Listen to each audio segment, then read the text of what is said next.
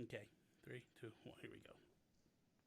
What is up, everybody, and welcome to the most atrocious episode of Nintendo Talk Live you will ever watch on this channel. I am Bobby, the Nintendo Guru, joined by the amazing, the most patient, the most wonderful woman that is going to be my host here, or my guest here in a second, Rebecca from Nintendo Shack and all that good. Rebecca, how are you doing?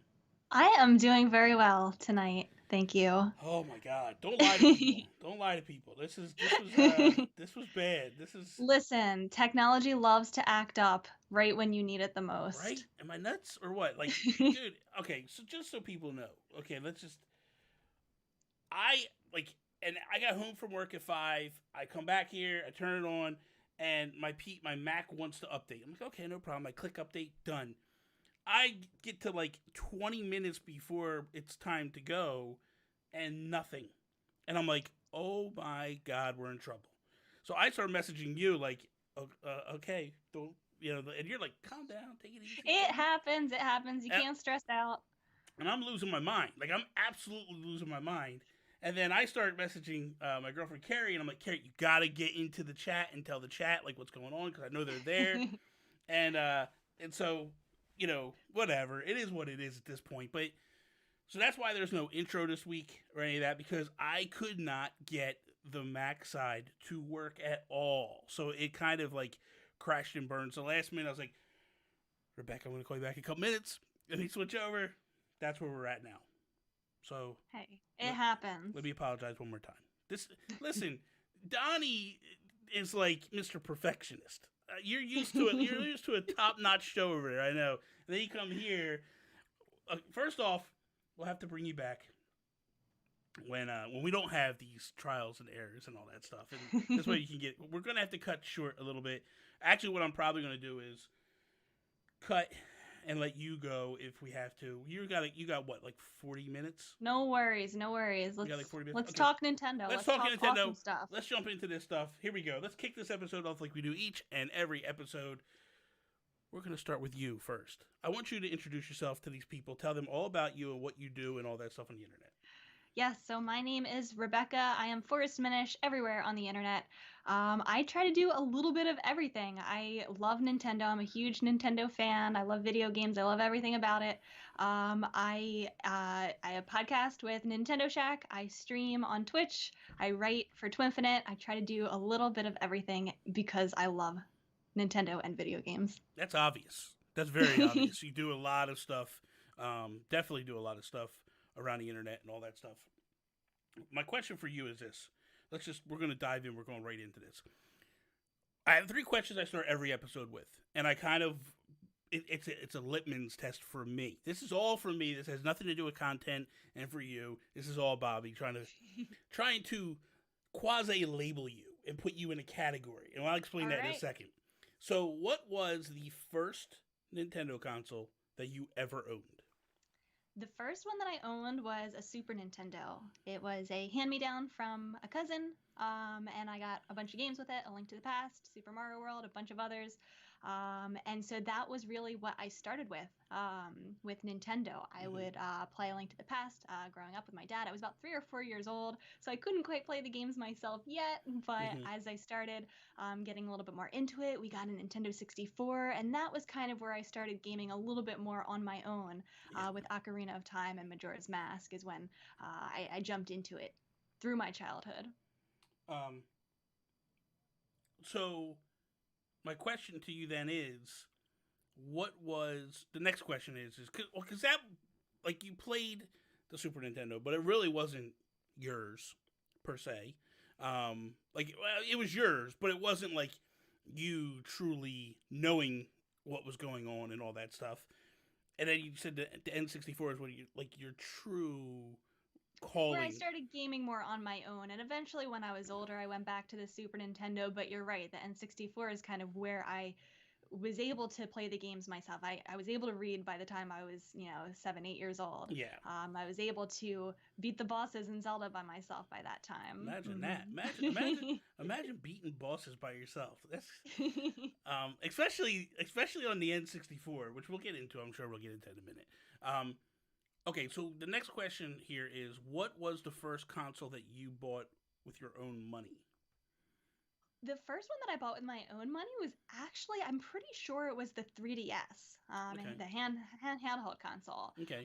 Because, and I didn't get it right away. I was just out of high school when it came out, and so I got it. I think the first game that I got for it was Pokemon X, and Mm. I was a big Pokemon fan growing up, and I followed all the games, and so that was the game that I wanted for the 3DS. So I think that was the one that I bought with my own money for the That's first interesting. time. That's That interesting. and Pokemon I like it. I like it. X. Okay, final question here. Um, what is your favorite Nintendo console? That is such a hard question because it's like choosing a favorite child. I love little things about all of them. I would probably, I thought about this. I think I might have to go with the Nintendo Switch for a few reasons. Mm-hmm. Not just because of the games that are available on it, just because I really, really value the hybrid aspect of it that Yeah. Nintendo has created. Being able to play docked on the TV, the big widescreen, and have that console experience. But then when I want to be able to take that console out of the dock, go play it in bed, go Mm-hmm. bring it with me on the go. Yeah. And I hope that Nintendo always sticks with this hybrid model You're not kidding. because Yeah. not only are the games shining as they always, but it's the two in one. It feels like. I agree. I agree completely with you. Well, okay, I don't agree that it is my favorite console. It's hard to pick. It's hard to pick. I think that when the life cycle's done, it will be my favorite console of all time. I think that's pretty accurate to say. Yeah, for me, the Super Nintendo is my favorite console that they did. And for a long time, that was my answer as well. I Yeah. figure though a lot of the Super Nintendo games that I love very much, Mm-hmm. I can play on the Switch now with the Switch Online library. Not This is all of true. them, but there's a good amount of them. This So is true. there is some of that Super Nintendo magic in the Switch as well. Yeah, I love what you're saying, like the portability of it, the ability to just boom take it on the go and go wherever.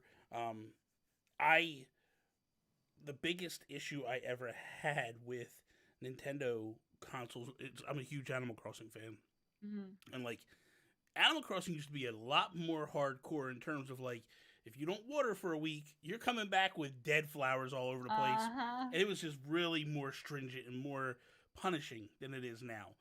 So we used to have to like figure out what we are going to do with all of our hybrids, move them in the house. Like it was craziness back then. Knew you were coming home to an unperfect town, you'd have to weed the whole town. Yep. But the ability of this was with this is like you can and with the 3DS, I could take the 3DS on vacation and play New Leaf on vacation. But the problem was then you come home and you're playing on that little screen all the time. That's what I love about this. Mm-hmm. It really combines the best of both. Yeah, absolutely.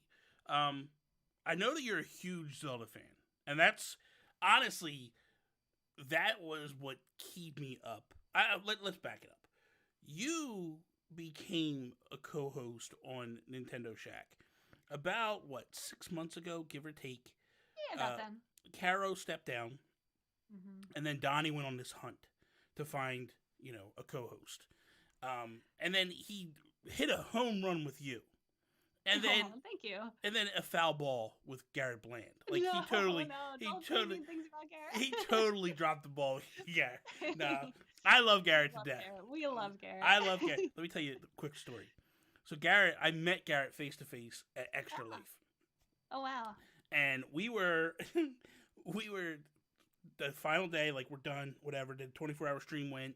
We all go to breakfast. A bunch of us go to breakfast, and me, Sean Capri, and Garrett go to the bathroom, and the three of us go to the bathroom, and those two, they were a little bit quicker than me, and I'm done, and I go and I start to wash my hands, and Garrett's like, because he's like a bioengineer or something, right? He is so smart. Yeah, and he's studying to become like this, whatever. So he like points to the air dryer, and he's like, "Bobby, this is what you need to use." Instantly, I'm like, in my head, I go, "Garrett, that was the dumbest thing you've ever done," because I'm the type of guy that goes the polar opposite. So I go to the paper towel things and I start banging it down. Oh no! And he's like, it's going like normally you just get a little piece of paper towel. It went I'd let it go all the way to almost to the ground. And then I picked it up and I kept hitting it. And he's like, "What are you doing?" And I'm like, "What, Garrett?" And he's like, "No, man, you can't do that." And I'm Can't like, be doing that to Garrett. and I'm like, so I literally just like use for a second and I throw it in the trash, right? And he goes, "Bobby," he goes, "You're killing me." He's like, "Guy," Oh he's like, no. he goes, 30 years from now, there's gonna be a sea turtle dying because it's choking. And I go, He guilt trips you. I said, I won't be here 30 years from now, so Oh I'm my not worried about it, right? He got so upset. And Oh then, no. so then I constantly, like, he would come into the streams and I would go in the other room and grab paper towels. Like, he would be, like, breaking my stones about the game I'm playing. And I go get paper towels and I start unrolling them while live on stream. Drove him crazy. Drove him crazy. So, I'm not surprised. That sounds like Garrett. I love that guy, though. I love him to death. So let's get back on track here. So when you went to Nintendo Shack, I immediately was like intrigued by you. And because I was like, wow, Rebecca like loves Nintendo, loves Zelda, and I, you know what I mean, like that's probably honestly Zelda's probably my favorite series that Nintendo does. I love Animal Crossing, don't get me wrong. Like I got a lot of Animal Crossing people here and I don't want to get them upset. But Zelda is my jam. Like Zelda's amazing. A Link to the Past is my all-time favorite Zelda, Oh my gosh, me too. and it's just to me timeless and perfect. Um, so is Link to the Past your favorite because it's your first, or can you like how? Before I jump into that, how close did Breath of the Wild come from stealing the number one spot for you? See, it kind of depends on when I'm asked this question. Mm-hmm. My rankings do change. It is very hard to rank these amazing, perfect games in my eyes. Breath of the Wild does come very close to the top. I don't think it would surpass either A Link to the Past or Ocarina of Time with me. And I Mm-hmm. think probably nostalgia does have a big factor in Yeah. that. I grew up with them. They were some of my first video games ever. Yeah. And I think just how well A Link to the Past has aged, that Yes. you can people still play it now for the first time, and it's still so polished. It still has, a great amount of content. It's not too easy, not too difficult. There's still that sense of exploration. Yeah. A lot of that has to do with it. I did get into the randomizer for a short period of time. I don't know if you're familiar with that, but that adds new life into the game. Yeah. I'm sure that does have a factor, the nostalgia and the fact that it was my first game, but just how timeless it is. I like to go back and replay it every once in a while. Yeah. I there was a time when I used to go back every year and rebeat it because it's not a long game. You can beat it in a few days if you really, especially after you beat it a couple times. It's like bang, bang, bang. You know exactly where you're going and everything's exactly. done. Breath of the Wild got very close for me. But at the end of the day, I felt like there was just too much Zelda missing from it. There was just enough things that made me go like, this isn't exactly Zelda, you know? It was a great game, but you're right. It's hard to compare to other Zelda games. It's almost like it's in a different league completely. Yeah. And I always find it hard to compare the 2D Zelda games and the 3D Zelda games. Absolutely. I almost feel like Breath of the Wild is its own type of Zelda game, just like those two, because we've had other open world Zelda games, but not quite like this one. Yeah, this is to me, this is like a changing of the guard. Like Breath of the Wild has become a thing that is going to be its own thing moving forward. Now, you can almost look at it and go like, okay, this is the starting point. Maybe future Breath of the Wild sequels or whatever kind of take that whole like go search for the Triforce and you have actual dungeons to go into. This could have been like the beginning steps and or baby steps, you know, but I think that was probably the biggest thing. Like I like the shrines, but nothing rubbed me wrong. Like getting to a shrine and they're going like, "Hey, getting here to the shrine was the hard part. Here's your orb," and I was like, "That was a waste." Like, you know. And I think a lot of it was experimental. I have high hopes that maybe Breath of the Wild, the sequel, the Breath of the Wild 2 sequel, will bring back a lot of those typical Zelda things that you were just talking about, the traditional dungeons, the sense of reward. How I know the answer, but I'm just going to ask anyway because people that don't know. But how hyped are you for Hyrule Warriors and this prequel of sorts? I'm extremely excited, and I did like the first Hyrule Warriors. it's not something that I loved as much as a traditional Zelda game, but Yeah. I did like it for what it was. Yeah. However, I'm way more excited for this Age of Calamity game Yeah. just because it feels more like it's going to connect that story aspect of Breath of the Wild that Yeah. we didn't get from Breath of the Wild. Yeah. So for somebody like me who's super into the lore, I'm not really a huge fan of hack and slash games Yeah. in general, but I still feel like most Zelda fans like me can still enjoy this, and I'm really excited because it will be about the characters that I know and love, Yeah. and it will be the Zelda and stories that I know and love. I think for me, what has me hyped is I loved the cutscenes in Breath of the Wild. Like I searched them out. Like the minute I saw the first one, I was like, you got me hooked. We're gonna go find them all." And that was like my mission to go find them all. Mm-hmm. And then I was like, okay, now we can kind of carry on and do what we got to do. But the thing for me is with this is I get to blow through enemies quick, bite-sized levels, and they get this story chunk, hopefully. Mm-hmm. And I'm like, that's what I want. I want to see, because the flashbacks in Breath of the Wild, when you got to see Hyrule from 100 years prior, got me so, I was like, I want to play in that Hyrule. Mm-hmm. And that's kind of what we're doing. Exactly. And I feel like just like you, I loved those memories and going back and learning about that. The only problem was I didn't feel like I was impacting them or interacting with them very much, Yeah. because it was strictly in the past. It was just us looking at those memories. Yeah. We weren't active in the role of what was taking place in this story. It was almost like we were just discovering the story. Yes, exactly. So I think the Age of Calamity will have us doing quite a bit of that. Yeah. Okay, so I want to see where you are on this. We get Age of Calamity in November. When do you think we get Breath of the Wild 2?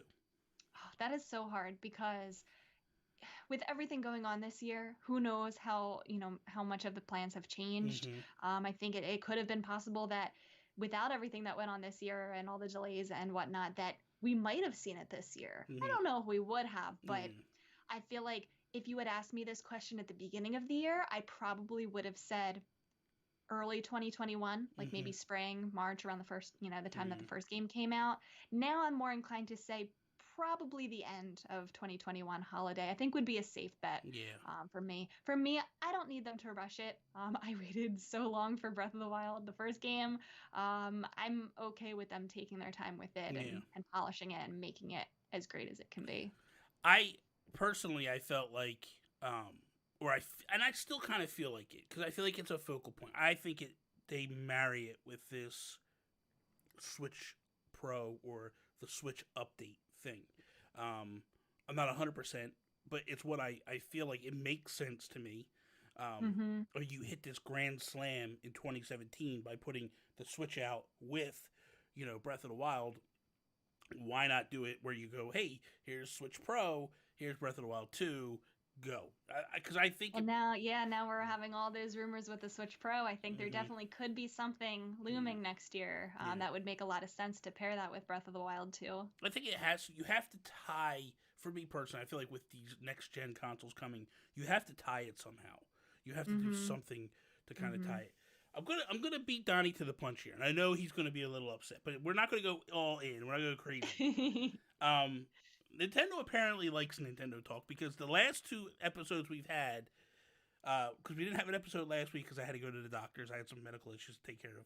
But the week before, we got the Mario Direct. Then today we get the Partners Direct. Maybe next week we'll get a real Direct. That would be amazing if it happens. But real quick, was there anything that stood out from today's Direct that was just like, yes, for you? Not anything that I feel like I want to rush out and buy day one. I think the Ori Will of the Wisp that Shadow dropped today is something that it did release today, and I'm not going to buy today just because I have a lot of other stuff that I'm playing right now. But I have always wanted to look into the first game and that game, and it is something that I want to play at some point. I'm very glad that it did come to the Switch because that's where I would want to play it. Other than that, I tried Monster Hunter before. I'm not really a huge Monster Hunter fan. I'm really happy for the people that are looking forward to that. And a lot of the people talking about that have spread the speculation that there could be new Switch hardware coming next year because of the release dates of of some of that. Well, that looked clean. That game It looked. did. It looked really good, and I wish I Real was good. into that game more because it looks really good. Yeah, I was really shocked of how good it looked. Um, I was expecting to look a little bit more choppy because I have Monster Hunter. I forget which one it is. Cross, I think it was, on the Switch, and it feels a lot like a 3DS game. And I know it was Mhm. kind of like a 3DS port, but it looks and feels a lot like a 3DS game, just up-resed a little bit. This game looked, when it first started playing, I'm like, I immediately knew it was Monster. I could just get that. I got that vibe. I was like, this is Monster Hunter. Holy cow! But then they started playing that. I was like, wait a minute, this actually looks good. Like, and dude, It looked very good. Monster Hunter Stories looks, dude, that looks amazing to me. I think this is gonna do very well on the Switch Yeah, for sure. yeah, that's the one I want. Ori, to me, so well, we got to talk about the game of the year first. The game of the year is definitely PGA Tour 2K1, right? Like Donnie's not. Now Donnie brags on that one. He don't like that one. He don't like that version. Um, no, Ori for me. The first time I played Ori, I'll be honest with you, I got the demo. I hated it. Really? I was like, this game is so bad. Why are people talking about how great this game is? I don't get it. Oh my gosh. And then about a week and a half ago, I was like, you know what? I'm gonna buy this game. I don't know why. I didn't like the demo. I was like, I'm just gonna buy it and I'm gonna try it. I'm gonna give it a good shot. Mm-hmm. But I went in thinking differently. When I went in the first time, I was thinking Mario Rayman. That's not what this game is at all. This game is Metroidvania Yeah, to yeah. the core. And, Right. and once I wrapped my head around that dynamic, that this is a Metroidvania game, I fell in love. Like, I was like, I'm in. And, like, every night I put, like, not every night, but at least a couple nights a week, I'll just put some time in. You know, just sit back here if I'm editing or if I get to the stream, like, that's my wind down game. I'll just jump in and play, you know, a level or two. It is so good. And that's funny because I also downloaded the demo on the Switch, and I played a little bit of it, but I didn't get a chance to dive too deep into it. I feel like I have to be in the right mood for a Metroidvania. It is a different kind of game where you need to dedicate a little bit more time to exploring, and if you're away from it for too long, you kind of forget where you're going and what you're doing. But that's something that I definitely hope I get a chance to revisit at some point. It looks beautiful. The trailer that we saw today looks gorgeous. The game, Ori and the Blind Forest, like that game looks so amazing. It like, does. It looks gorgeous. So for me, I'm like, dude, I didn't buy it tonight. I was like, I'll wait till this weekend or whatever. Did you see the collector's edition and the physical? It's $129. Oh my gosh, it's expensive. There's a lot of for fans. Like, I don't know if it would be for someone like you or me, but for big Ori fans, it looks amazing. A lot of really good stuff in that collection. Yeah, it's not $129 for me. It's not 120. I mean, that's money I could buy for like my 7th Switch. Like, why play games? Why play For games Ori with the fans. peanuts when I got big things to buy here? Which I'm eyeballing a Coral Switch. That's the one I don't have.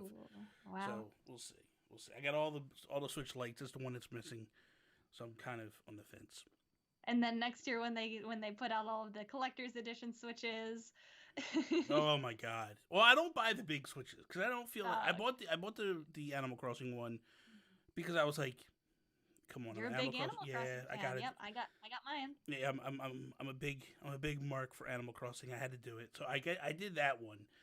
But otherwise, they don't do enough for them. Like the Animal Crossing one, I was so happy because I felt like they really did something with it. It looked very pretty. Yeah, it was like and not only that, they did the dock. They changed the color of the dock. The Joy-Cons are gorgeous. I was like, the back of it has that that bezel. Yeah, I loved it. I loved it to pieces. Okay, I want to jump into this real quick because I don't want to miss this question before we shut this down. We got time. Okay, I'm just keeping an eye on the clock. I just want to make sure. Just give me go like this. If it's you got. We're good. We're good. At the 5-minute mark, go like this to me, and I'm gonna wrap it up. I would never. Okay, so I talked about this last episode I did years ago. Sean Capri and we used to do a podcast called If We Ran Nintendo. With that show, every week we brought a different topic, right? But I want to know if Rebecca ran Nintendo, what is one thing that you would change or do differently? It could be anything throughout the entire time of Nintendo, anything you want to change, future, past, whatever. You have the keys to the kingdom. You get to change one thing.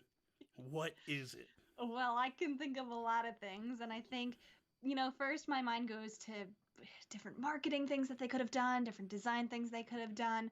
The one thing that I keep coming back to that I feel like was a huge mistake on Nintendo's part was letting Rare go. Letting that whole licensing go and not buying out Rare and losing all of those IPs. We lost Banjo-Kazooie on the Switch. We lost, so many of these games that I feel like have a place on Nintendo's consoles that Mm-hmm. could have been developed on all these consoles from then forth. It was like what, 2002, I Yeah. think, that they kind of fell apart with them. Microsoft ended up buying them out, and I can't help but feel like some of those games just don't belong on Xbox consoles. Absolutely. And Absolutely. especially since with Microsoft having having the keys to them, they haven't really done a whole lot with them. They have Mm-mm. IPs like Perfect Dark, 007, GoldenEye, the Conquer series, and Banjo Kazooie, I think, is the big one. And to me, a lot of those games either feel like they belong on Nintendo consoles, or it fills a void in Nintendo that they don't really have already. Yeah. So I really think they should not have let Rare go. It would have been interesting, I think, to see what could have come out of those games. Could we have gotten more Yeah. Banjo games and other games in these series instead of them I think kind of there's falling by the wayside on a console that I feel like consumers don't really appreciate them there? I think so. Let's dive into this a little bit. There's some reasoning behind this, and I think I want to just clue some people in on this. A couple of things happened. I say this one thing, and nobody ever believes me until they go look it up. Microsoft overpaid for the for all the Rare library. Number one reason, they thought Rare owned Donkey Kong. They did not Oh. know that Rare did not own Donkey Kong. I don't know how they didn't know that, but I remember reading a story about an executive when they had all the stuff. He was like, "Hey, They were like, "What's the first thing you want to work on?" He's like, "Let's do a Donkey Kong." And they were like, And that was one of Rare's big games at the time. it was massive. They So did, yeah, go they did ahead. Donkey Kong Country. They basically jump started Donkey Kong Country back to what we know it is today. Didn't they also have Diddy Kong Racing as well? So They that did. probably didn't, yeah, that probably helped. Yeah, they had Diddy Kong Racing, so that kind of made them think. But that was all Nintendo IP, and they couldn't do anything. That's number one. Number two was I believe that like Nintendo worked with Rare, and Miyamoto was not high on Rare when they hated Donkey Kong Country when Rare first shipped it over to them, and they actually sent Miyamoto to the UK to work with the team. So all the little nuances that got added, like after you beat a level in Donkey Kong Country where Donkey Kong's clapping or he's pumping his fit, that's all stuff that Miyamoto added to the game. Then he became a fan as he worked with them because he saw their work ethic. But I think that what Nintendo looked at that was like, here's Microsoft. Also, the other thing, people don't realize, Microsoft and Activision got into a bidding war over it, and that drove the price up. And Nintendo was just like, this isn't, guys, this is not what it's worth. Like, we're not paying that kind of money. I was devastated when they left. That and when Square left. That's another big one. I was so devastated when them two I left. know, and I can't help but feel like what could these franchises have been had they grown for the past, the decade after that on Nintendo consoles? What if Absolutely. we had seen those kind of games on the GameCube, the Wii, the Wii U, now the Switch? I could Banjo-Kazooie have made it into Smash 10 years earlier? Who knows? Could you imagine that? Could you imagine all these people screaming for Banjo? They've been like, "This is old hat." What He are you could have talking been about? all the while. That's crazy. It just makes me wonder what could have been. It still, a lot of those games feel like they would be at home Yeah. on Nintendo and on Switch. Do you feel like we'll ever get, like like Rare Replay or stuff on the Switch? Do you think that partnership between Mike? Because I mean, nobody thought Ori was coming. I was gonna say we got Ori, we got Cuphead, we Mhm. got some love between Microsoft and Nintendo lately. I hope. I don't think it's impossible. I think it is a little bit tricky because of the licensing, because it is Rare. It's not just Microsoft's decision here, but I think they could make it happen. They Yeah. could if they saw the merit in it. I was listening to a little indie podcast that I listen to on occasion. called We the Gamercast. And there happened to be this girl on there who was talking about how she never played a Mario game. Oh, okay. How does said girl get to review a Mario game? How do you live your life and not play a Mario game? That's what I want to know. Precisely for the reason that you said. The reason why I got to review it is because it was a fresh, brand new experience for me. They wanted, hey, somebody who is going into these games with a clean slate. What's it like to play these for the first time in 2020? Yeah, for someone who's a big of Nintendo fan as I am, Mario has been a blind spot for me for a very long time. Super Mario World was one of my first games along with the Super Nintendo. I played a little bit. I wasn't really a big fan of it. I was a Zelda kid growing up. A lot of the games that I had, especially when I was younger, were just the games that my parents bought for me. I don't know why they never bought Mario for me. I didn't care. I didn't like it that much. Yeah. I never asked for it. Yeah. I was not really into platformers all that much when I was growing up. So I was okay with not having any of the brand new Mario games. It wasn't until Odyssey that I actually played in full a 3D Mario game for the first time. But I have corrected that since with 3D All-Stars. I get you got your fill then. You got like I had enough Mario for the past week for the next 26 years. So can you talk a little bit about it, or are you kind of like you can't talk? Yeah, I can talk about it. Embargo's up. What's your impressions? Do you get to spend all this time in Mario? Like, or do you like it? Do you not like what? I do, and there's a running joke I think because one time a couple months ago I tweeted Mario isn't even in Nintendo's top 10 best franchises, and obviously I got a lot of hate for that. I guess you did. Yeah, you got a pretty bad opinion. Let's be real. A lot of that was just kind of playing up that I didn't really care about Mario. But yeah, Mario, my opinion of it is much better now that I've gotten to experience the games for myself. It's just platforming perfection. The games are so well designed. I think even for people like me who aren't big platforming fans, even I can see how great these games are. Yeah. I think the thing that I love about Mario is it teaches you how to play the game in the early levels.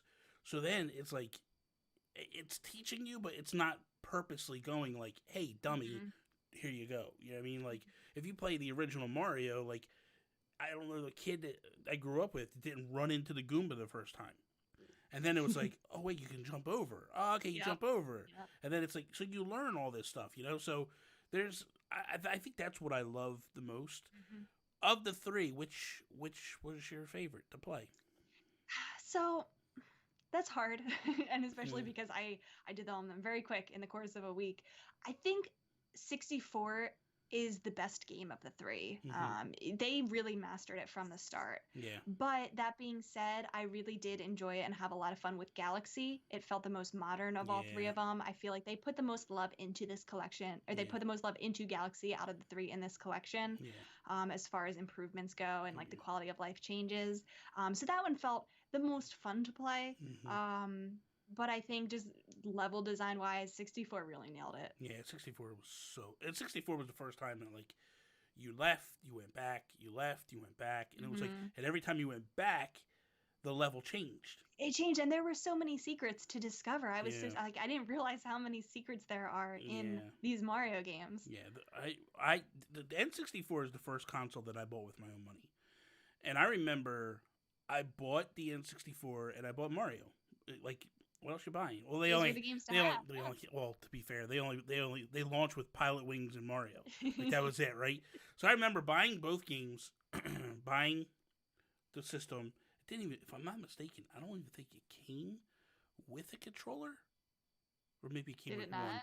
I thought, I can't remember. It came with one. It didn't come with two. One, probably, yeah. So you had to buy. It didn't come with a game. That was where it threw us off. It didn't come with a game. Came with one controller, and it was like, so you had to buy the game. You had to buy. So I bought all the. I remember driving home from the mall. I'm like, I need a second controller, and I literally turned around and went back and bought another controller. And the guy's like, you don't have any like 2-player games, though. And I'm like, yeah, but eventually I'll need it. Yeah, eventually I'll need it. But Mario, to me, was, like, unbelievable. Like, just unreal back then. The fluidity and the camera and all that. Like, now it's, like, it's hard to go back to when you've played 3D games, it's hard to Mm-hmm. go back to. But I remember at that time, I was just like, this is bonkers to even be in this level. And I know. Yeah. the nice thing that I liked about it was what Nintendo learned with 64. They made Ocarina better. Like They they, did. you know, Yeah, I definitely could see that. And I did grow up with that era, even though I didn't grow up with 64 specifically. I feel like I was still able to appreciate playing it for the first time in 2020. I was still able to appreciate the game for what it was. mm-hmm. Spoiler alert, they haven't really changed anything for 3D All Stars. If you're Yeah. expecting quality of life updates or anything new, it's not there. But that being said, were you going to say I something? was going to ask you a question because you're talking Yeah. about quality of life. How do you play Galaxy? Do you have to play with the Joy Cons, or can you play with a Pro Controller? How's that You work? can, so they have three control options for it. The Mm-hmm. first one is you could do the separated Joy-Con. It kind of acts like the The Wii Wii remote, remote, yeah. you know, how you would expect it to. Mm-hmm. The second one is you can do it with the Joy-Con in the grip or Pro Controller. It uses the gyroscope, or, Mm-hmm. you know, Yeah. the motion control for it. Yeah. Um, and that works out well. The third, and that's my favorite way to play Yeah. with it. It feels pretty natural. Mm-hmm. The third way is with handheld with the touch screen. You Oh, can use the little blue cursor and touch nice. and throw little star bits. Yeah. It's a little awkward to like take your hand off of the controller and touch and Yeah. tab, but all things considered, it's not that bad. I'm glad they gave us the Uh, Pro Controller because that's what I was. they did, yeah, yeah. I'm not a fan of. Listen, if they gave me like I have the Hori Split Pad Pro, if like I had a joystick like Mm-hmm. that and not the Joy Cons, I would love the Joy Cons. Them little things feel like they're gonna snap off every time you use them, and Mm-hmm. so I don't know. I like Pro Controller the best for me.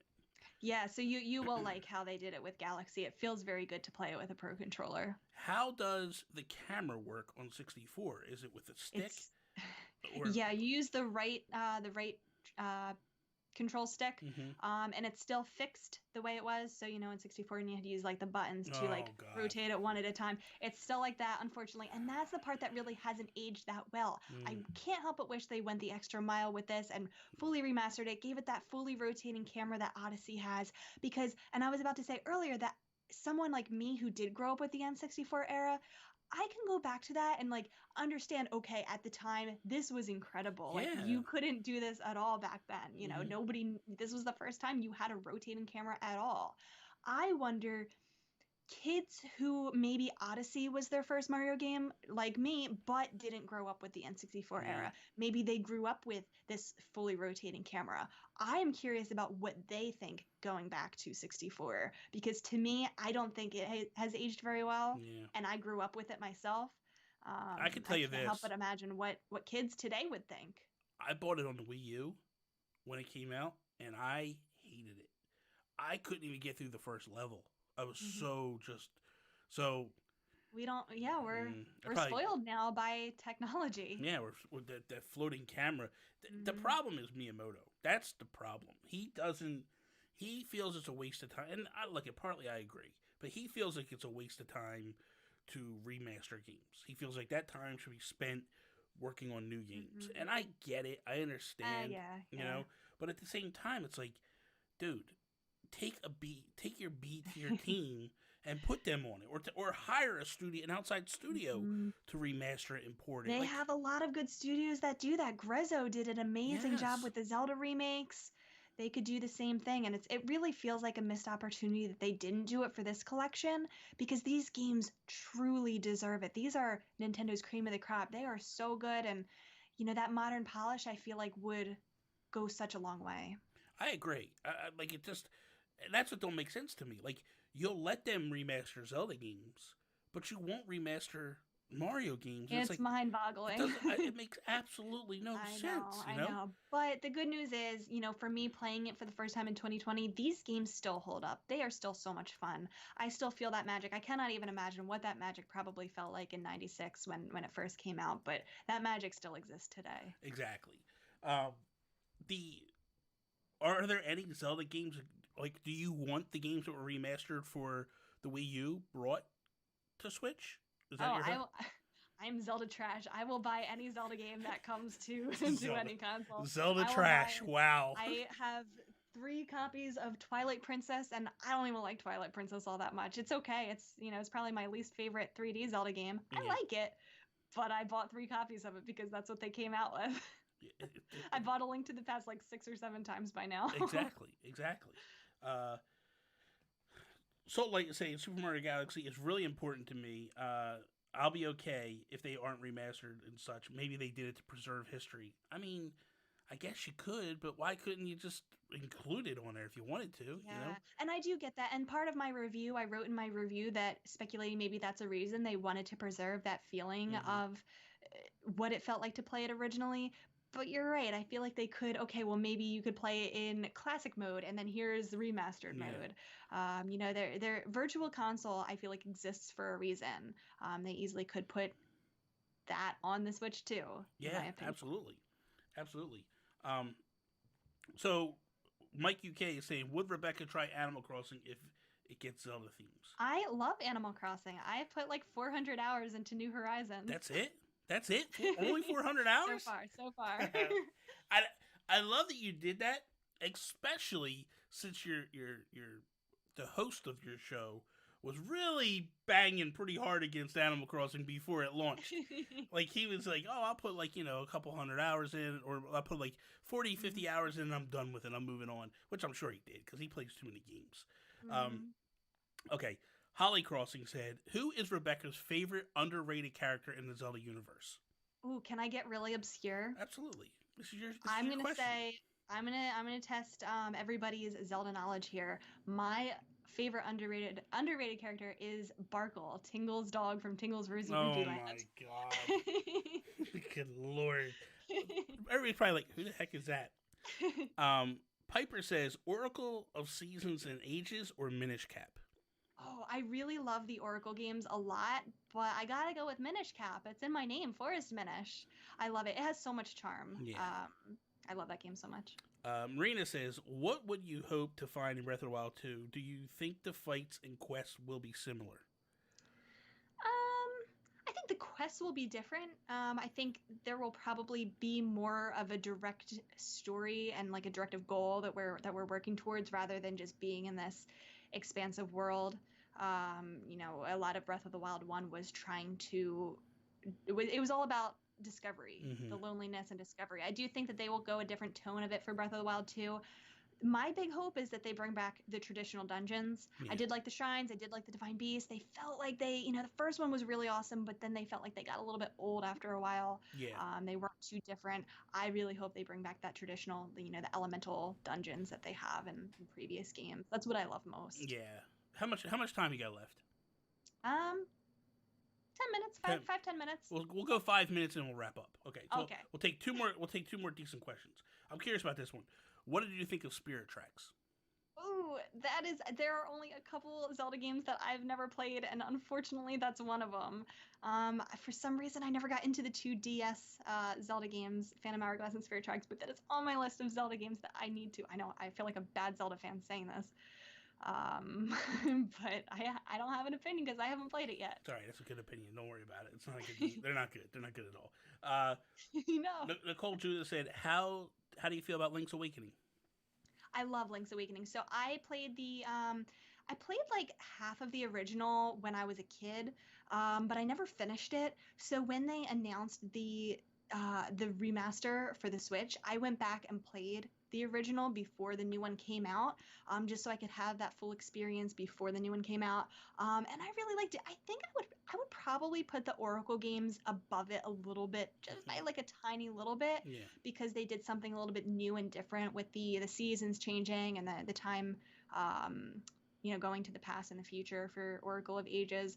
But I really like the dungeons and the world exploration and Link's Awakening. Yeah, it's a really good Zelda game. Are you hoping for more remasters like Link's Awakening, like for Minish Cap, and like would you want them to redo them? I don't mind them, and I will buy them and play them. I don't know. To me, those games don't feel, especially the top-down ones. I feel like they hold up so well today, I would prefer them to make a new top-down Zelda game. I hope that that isn't lost with the Switch. I know that's typically a handheld thing, Yeah. that we get our top-downs on handhelds.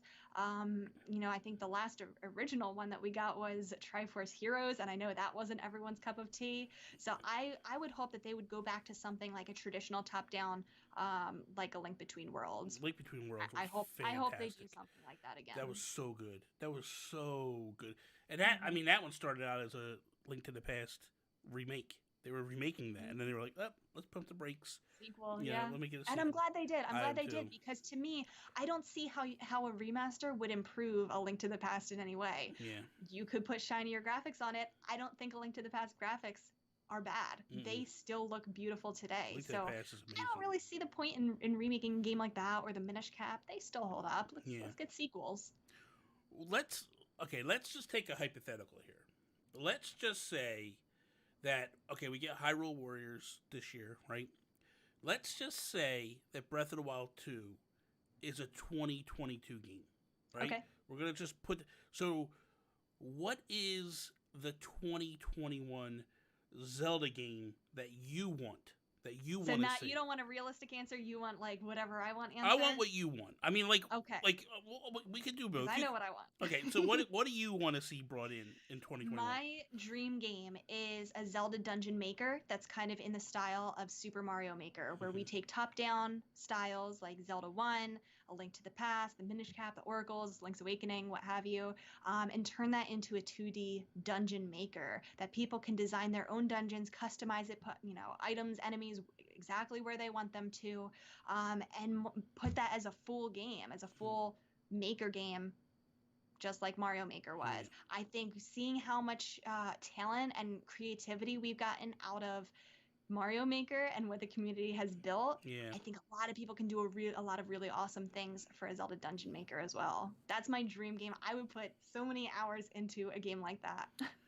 So, a friend of mine, Mod, who's going to lose her mod in about 5 seconds here, Console Kato is trash talking me because I think that Mario 35 is going to be a lot of fun. I think it's going to be great.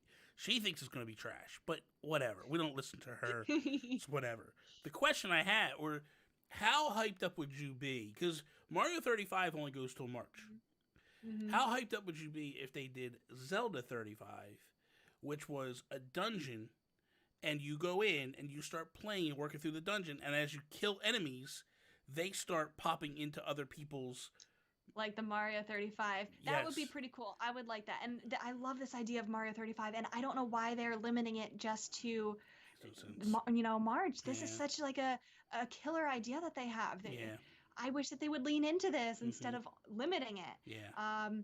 That would be cool to see in a Zelda style as well. I hope they do a lot of the same things that they did for Zelda's anniversary that they did for Mario's. I agree.